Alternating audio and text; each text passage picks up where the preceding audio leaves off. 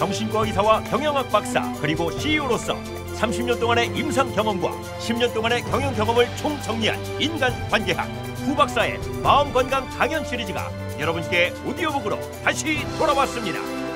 YMI, 힐링 스트레스, 관계방 정식, 변화의 신, 그리고 선택의 함정, 자기 개발을 위한 종합 선물 세트, 현대인의 토탈 힐링 성서이며 직장인의 신명심보감이자 마음을 움직이는 화제의 신간 5권을 지금 인터넷으로 만나실 수 있습니다.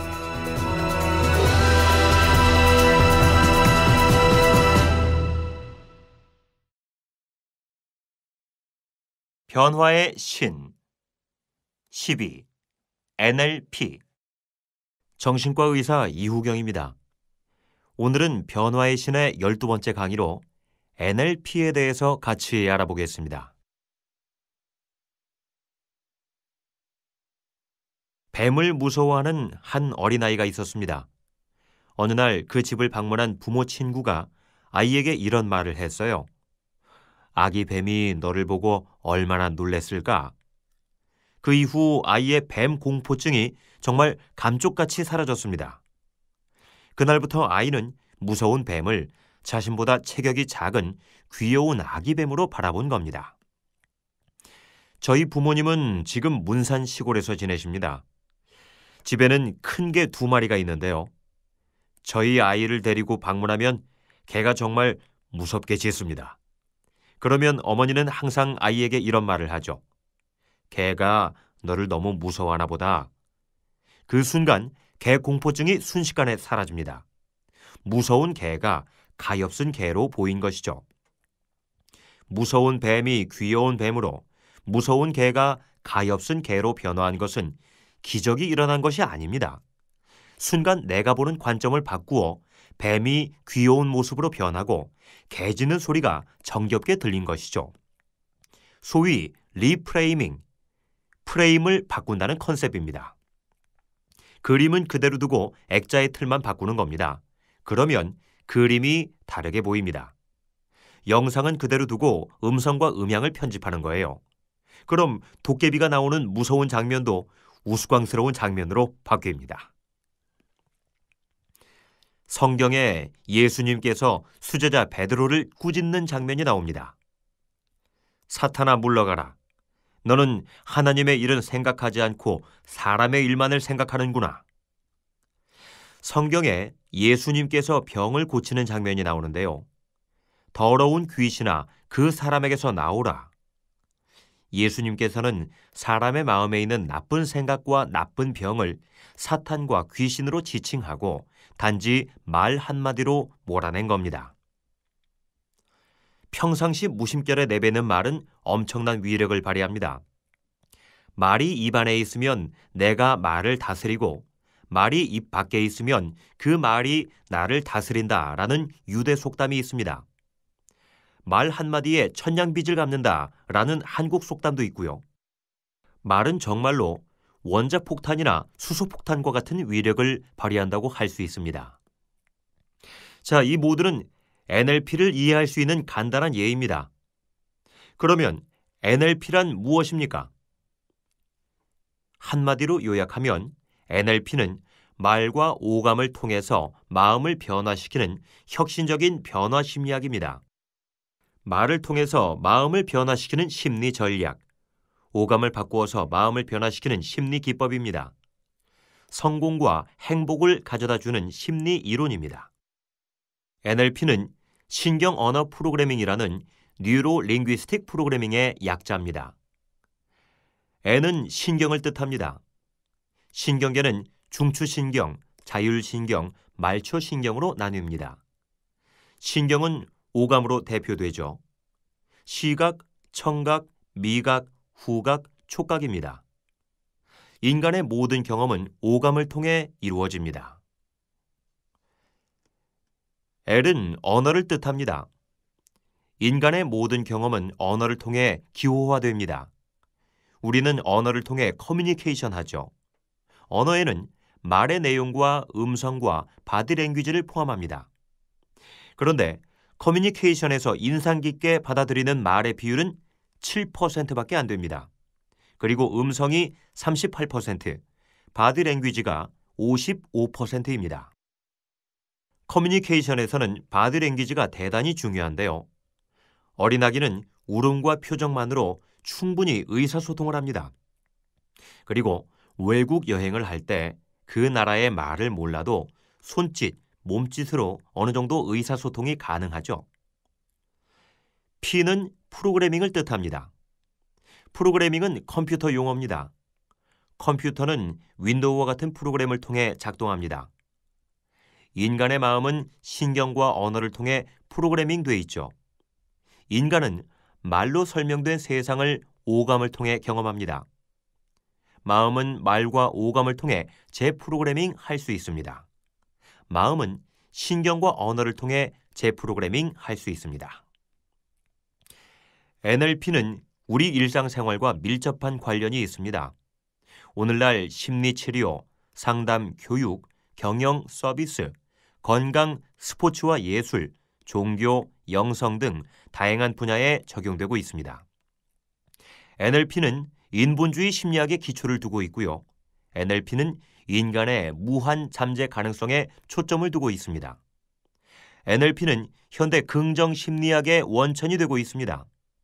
NLP는 현대 성공학과 행복학의 핵심 원리를 제공하는 심리학이고요.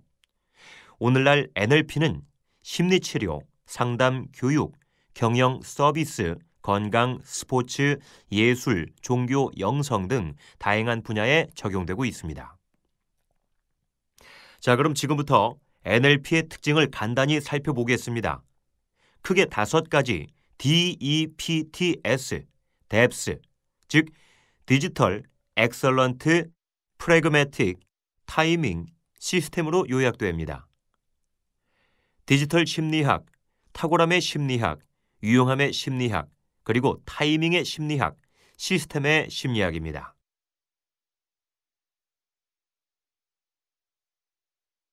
첫 번째 NLP의 특징은 디지털 심리학입니다. 정통 심리학이 아날로그 심리학이라면 NLP는 디지털 심리학입니다. 정통 심리학은 아직도 아날로그에 머물러 있습니다. 프로이트가 정신분석을 발표한 것은 1900년대 초인데요. 대부분 정통 심리학자들은 심리학이 프로이트 이후 거의 변하지 않았다는 것에 동의합니다. 하지만 그동안 많은 심리학적 혁명이 있었죠. 두뇌 혁명이 있었습니다. 정통 심리학이 거북이 심리학이라면 NLP는 스피드 심리학입니다. 정통 심리학은 이렇게 주장합니다. 3살 버릇 80 간다. 성인은 절대 변하지 않는다. 변화를 위해서는 상당한 노력과 시간이 필요하다. 그런데 NLP는 이렇게 주장하죠. 변화는 절대 시간 변수와 무관하다. 변화를 위해 반드시 긴 시간을 요하는 것이 아니다. 정통 심리학은 NLP를 거부합니다. 두 심리학은 충돌합니다. 우리는 일상 경험에서 어떤 것은 어렵게 변화하는데 어떤 것은 너무 쉽게 변하는 것을 자주 실감합니다. 고생 끝에 낙이 온다는 격언은 딱 맞지 않습니다. 우리는 어느 날 벌떡 일어났을 때 이제 더 이상 그렇지 않을 수 있습니다. 순간 내가 변할 수 있는 거예요. 바로 이렇게 빠르게 변할 수 있는 방법론이 NLP입니다. 정신분석과 심리치료는 인간의 심층 심리와 행동에 초점을 맞춘 반면 NLP는 말과 오감에 초점을 맞추었죠. 그래서 보다 빠른 변화를 유도합니다. 한 정신분석가가 이런 말을 했습니다. 나는 프로이트 정신분석이 주류였던 시절부터 다양한 정신치료에 대해 관찰해왔다. 처음에는 치료기간이 몇 년 이상 걸렸다. 차츰 치료기간이 줄어들어 6개월이 되었다. 이제 우리는 NLP로 30분이나 5분 만에 치료할 수 있다. 치료기간이 중요한 것이 아니다. 우리는 지금까지 인간의 마음이 어떻게 설계되었는지에 대해 눈이 멀었던 것이다.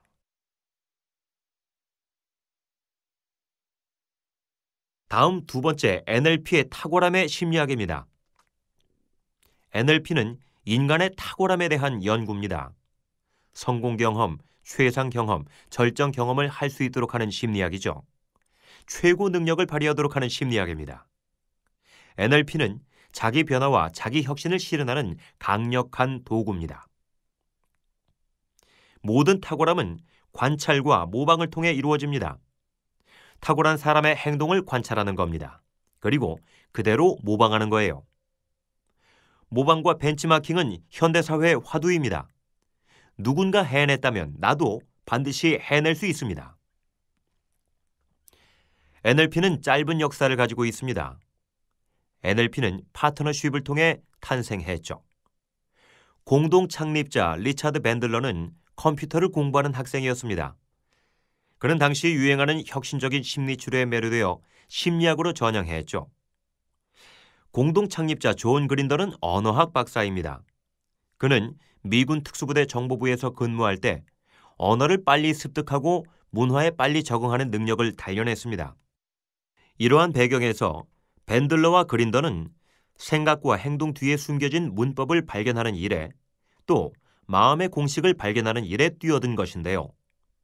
밴들러와 그린더는 관찰과 모방 전략을 적용했습니다. 둘은 학생 시절부터 게슈탈트 치료의 창시자인 프리츠 펄스, 최면 치료의 대가인 밀톤 에릭슨, 가족 치료의 대가인 버지니아 세티어, 인류학자인 그레고리 베이슨을 따라다녔습니다. 그들의 획기적이고 드라마틱한 심리치료 방법을 연구했어요. 그리고 장점만을 본따서 혁신적인 변화 모델을 만들었습니다. 샌프란시스코의 에살렌 연구소에서는 당시 정신의학, 심리학의 대가들이 모여서 심리치료에 대한 혁신적인 연구를 시행했습니다. 밴들러와 그라인더는 이 연구소에서 조교로 일하면서 대가들의 모든 치료 방법을 벤치마킹했죠. 대가들이 하는 말, 표정, 몸짓, 제스처를 그대로 흉내내서 프로그램을 했습니다. 그런데 놀랍게도 똑같은 치료 효과를 낸 겁니다. 존 그린더는 NLP는 관찰과 모방, 캘리브레이션 앤 모델링이다 라고 한마디로 요약합니다. 여기 탁월함의 심리학의 문구가 있습니다. 나는 할 수 있다. 나는 해낼 수 있다. 나는 반드시 해낼 수 있다. 나는 최고다. 나는 대단하다.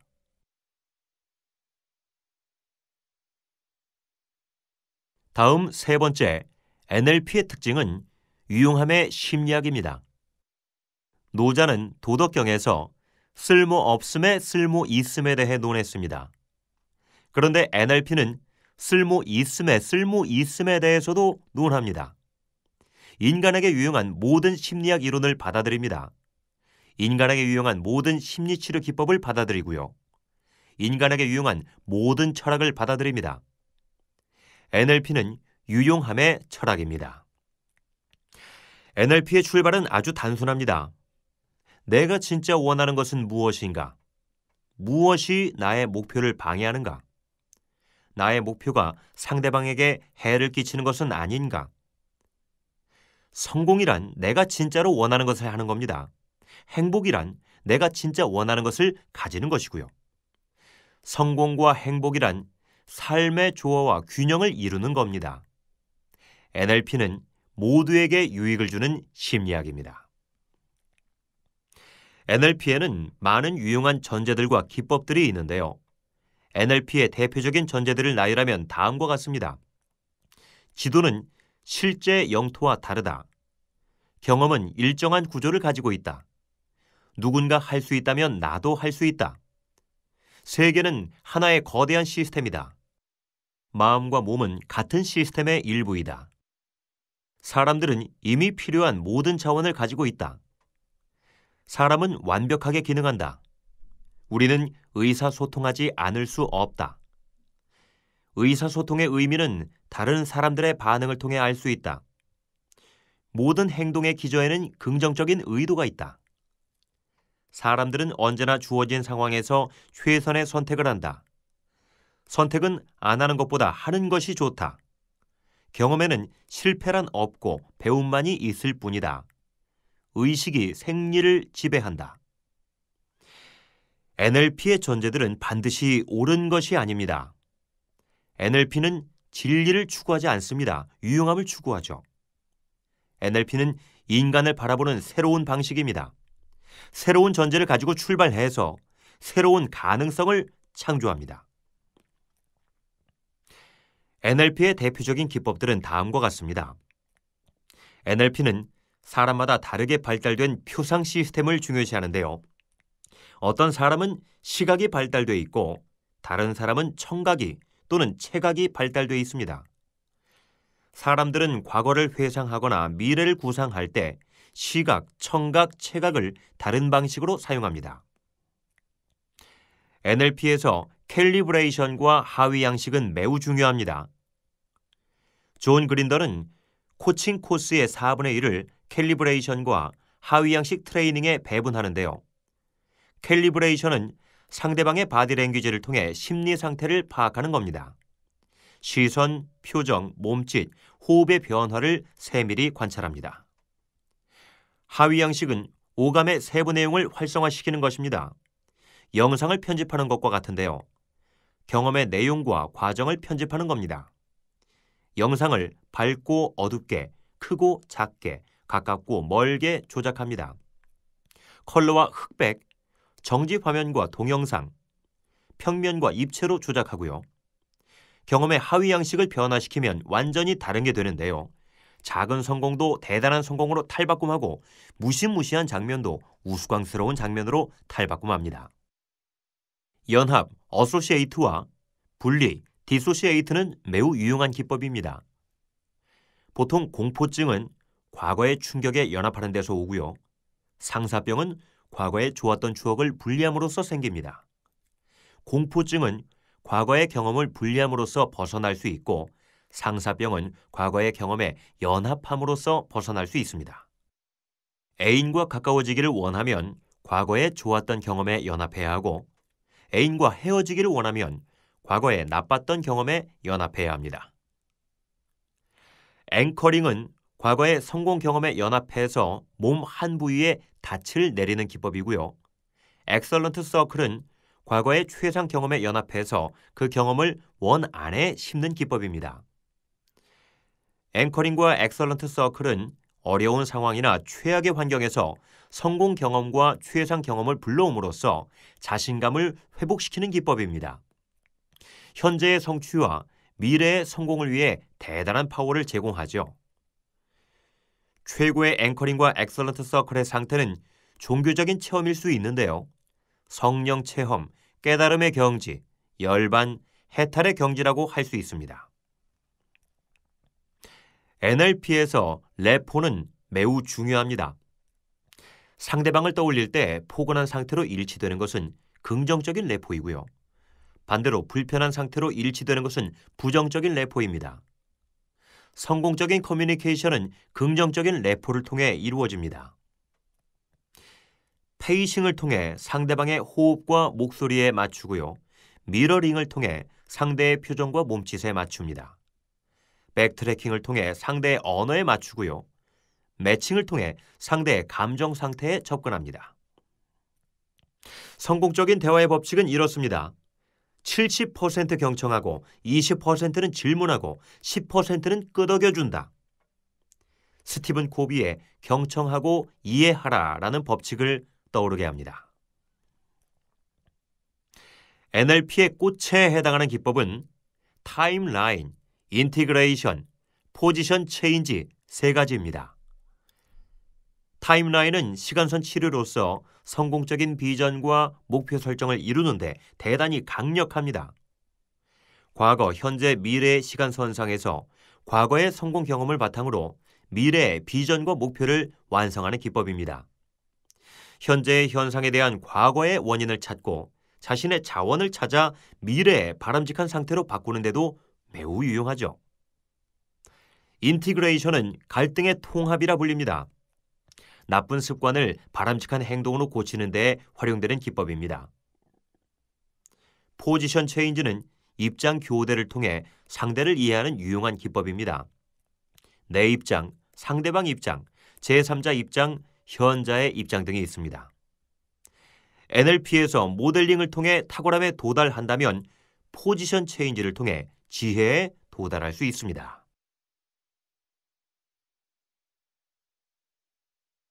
다음 네 번째 NLP의 특징은 타이밍의 심리학입니다. NLP의 전제들과 기법들은 항상 유용한 것은 아니에요. NLP가 효력을 발휘하려면 절묘한 타이밍이 중요합니다. 타이밍이란 나 자신의 심리적 정황과 주변의 생태적인 정황이 서로 일치하는 상태입니다. 가장 중요한 것은 내부에서 솟아오르는 변화에 대한 강한 동기입니다. 동기에는 크게 두 가지가 있는데요. 하나는 목표 지향적인 동기이고 다른 하나는 회피 지향적인 동기입니다. 목표 지향적인 동기는 미래 지향적입니다. 성공과 비전을 이루기 위한 동기이고요. 회피 지향적인 동기는 과거 지향적입니다. 실패와 절망을 피하기 위한 동기이죠. 열심히 고시 공부를 하는 두 청년이 있습니다. 한 청년은 훌륭한 대법관이 돼서 법의 질서를 바로잡으려는 마음을 가지고 공부하고요. 다른 청년은 가난한 현재 삶을 청산하기 위해서 공부합니다. 벽돌을 쌓고 있는 두 벽돌공이 있습니다. 한 사람은 위대한 성 베드로 성전을 완성하는 비전을 가지고 일을 합니다. 다른 사람은 하루 일당을 벌기 위한 목적으로 일을 하고요. 목표 지향적인 동기는 삶에 대한 적극적인 태도에서 나옵니다. 회피 지향적인 동기는 삶에 대한 소극적인 태도에서 나오고요. 안소니 로빈스는 이런 말을 했습니다. 성공에 대한 강렬한 동기는 두 가지에서 나온다. 하나는 절망이고 다른 하나는 영감이다. NLP가 효력을 발휘하려면 변화에 대한 강한 동기가 전제돼야 하죠. 절묘한 타이밍이란 내부의 강한 동기와 외부의 환경이 서로 일치하는 상태입니다. 하늘을 나는 독수리에 비유될 수 있죠. 독수리가 원을 그리며 유유히 하늘을 비행하고 있습니다. 지상의 먹이를 발견하는 순간 재빠르게 수직 하강합니다. 날카로운 부리와 발톱으로 낚아챕니다. 그리고 다시 원래 위치로 돌아갑니다. NLP의 3요소는 목적성, 민감성, 유연성입니다. 독수리는 이 세 가지를 모두 갖춘 동물입니다. 목적성은 진정으로 원하는 것을 추구하는 자세이고요. 민감성은 항상 깨어있는 태도입니다. 유연성은 배움을 중요시하는 철학이죠. 인생을 목적성, 민감성, 유연성의 태도로 살아갈 때 우리는 독수리처럼 절묘한 타이밍을 포착할 수 있습니다. 마지막 다섯 번째 NLP의 특징은 시스템의 심리학입니다. NLP의 시스템 컨셉은 인류학자인 그레고리 베이슨으로부터 도입됐습니다. 로버트 딜츠는 이 시스템 이론을 구체화했습니다. 그래서 자기 인식에 도달하는 대단히 유용한 모델을 제공했는데요. 뉴로로지컬 모델입니다. 딜츠는 밴들러와 그린더와 같이 NLP를 연구한 초기 멤버입니다. 뉴로로지컬 모델은 모래시계 모형입니다. 중앙에 정체성이 자리 잡고 있습니다. 아래 정삼각형은 밑에서부터 환경, 행동, 능력, 신념의 순서로 나열됩니다. 위 역삼각형은 초정체성의 영역입니다. 가정, 직장, 사회, 국가, 세계, 우주로 이어집니다. NLP에서 각 단계별 접근은 대단히 중요합니다. 일반적인 변화는 환경, 행동, 능력, 신념의 변화를 거쳐서 정체성의 변화로 거슬러 올라갑니다. 자신이 지금 현재 어느 단계에서 기능하는지를 점검하는 것인데요. 그래서 한 단계 한 단계 밟아 올라가 보는 것입니다. 제일 꼭대기에는 비전과 사명이 있고요. 궁극적인 목표인 메타 아웃컴이 있습니다. 그런데 단계를 밟지 않고 중간에 있는 정체성의 변화를 시도한다면 보다 빠른 변화를 유도할 수 있습니다. 하위 체계의 변화는 저절로 따라오고요. 정체성의 변화는 자연스럽게 신념, 능력, 행동, 환경의 변화로 이어집니다. 물이 위에서 아래로 흐르는 법칙입니다.